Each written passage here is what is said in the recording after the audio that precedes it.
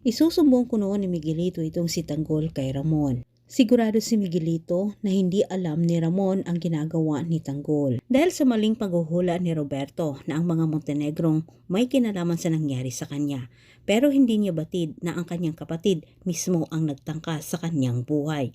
Samantala, dumayo itong si Miguelito sa mansyon ng mga Montenegro para kitain itong si Ramon at kumprontahin patungkol sa ginawa ni Tanggol habang si Tanggol ay nasa Dimas naman na mahagi ng tulong sa kanyang mga kababata. Samantala, sa pagdating naman nila Tanggol sa Dimas, hindi magandang balita ang sumalubong sa kanya at may nakaabang na ring panganib sa kanila ni Fatima. Kanya-kanyang diskarte sila Fatima para makakuha umano sila ng pera at marami silang mabibiktima at kabilang na ang grupo ni Tanggol. Nang malaman naman ni Ramon ang nangyari kay Roberto, hindi na ito nagugulat.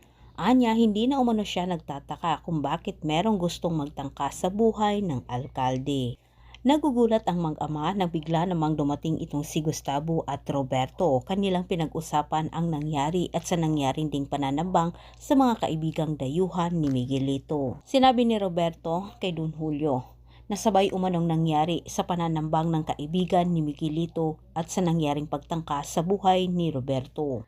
Nahulaan na kaagad ni Ramon ang ibig sabihin ni Roberto na sila ang pinagdudahan na may kinalaman sa nangyari, pero diretsang sinagot naman ni Ramon itong si Roberto. Wika ni Ramon na kung siya man ang may kinalaman sa nangyari, wala umano siyang mapapala kapag mawala itong si Roberto. Diretsang sinabi ni Ramon na wala siyang kinalaman sa nangyaring gulo sa pagtangka sa buhay ng alkalde. Ngunit nagpatama ng salita itong si Ramon.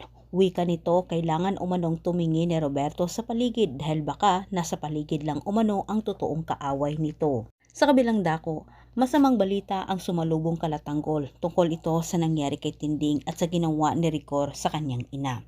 Nanggagalaiti sa galit si Tanggol nang puntahan na sana niya ang kanyang lola, pero siya'y nasalubong naman dito ni Fatima. Dahil sa kagustuhan nila ni Fatima na makakuha ng malaking halaga at sila Tanggol ang una nilang biktima, magkukross ang kanilang landas.